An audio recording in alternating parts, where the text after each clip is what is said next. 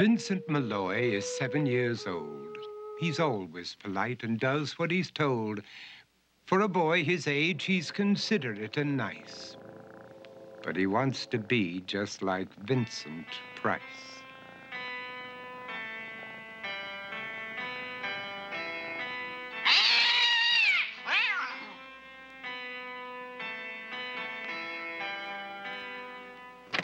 He doesn't mind living with his sister, dog, and cats, though he'd rather share a home with spiders and bats.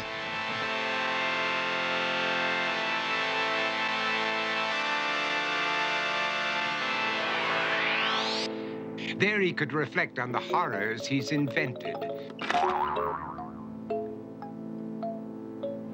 and wander dark hallways alone and tormented.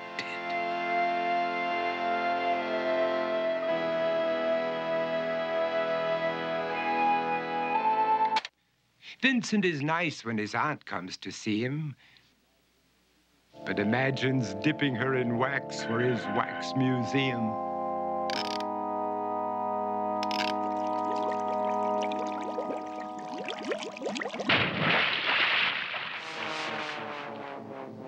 He likes to experiment on his dog, Abercrombie, in the hopes of creating a horrible zombie. So he and his horrible zombie dog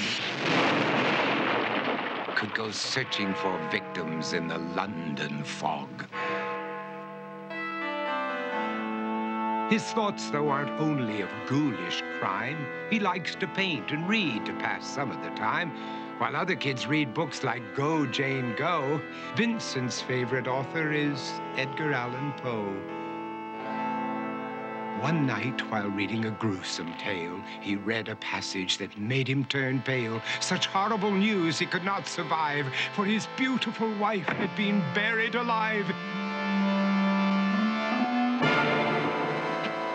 He dug out her grave to make sure she was dead, unaware that her grave was his mother's flower bed. His mother sent Vincent off to his room. He knew he'd been banished to the Tower of Doom, where he was sentenced to spend the rest of his life alone with the portrait of his beautiful wife. While alone and insane, encased in his tomb, Vincent's mother burst suddenly into the room.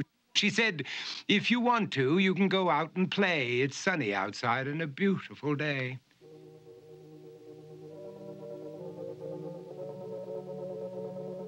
Vincent tried to talk, but he just couldn't speak. The years of isolation had made him quite weak. So he took out some paper and scrawled with a pen, "I am possessed by this house and can never leave it again." His mother said, "You're not possessed and you're not almost dead. These games that you play are all in your head. You're not Vincent Price, you're Vincent Malloy. You're not tormented or insane, you're just a young boy. You're 7 years old and you are my son. I want you to get outside and have some real fun." Her anger now spent, she walked out through the hall. And while Vincent backed slowly against the wall, the room started to sway, to shiver and creak. His horrid insanity had reached its peak. He saw Abercrombie, his zombie slave, and heard his wife call from beyond the grave. She spoke from her coffin and made ghoulish demands, while through cracking walls reached skeleton hands. Every horror in his life that had crept through his dreams swept his mad laughter to terrified screams. To escape the madness, he reached for the door, but fell limp and lifeless down on the floor.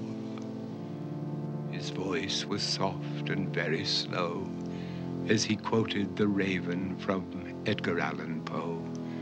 "And my soul from out that shadow that lies floating on the floor shall be lifted nevermore."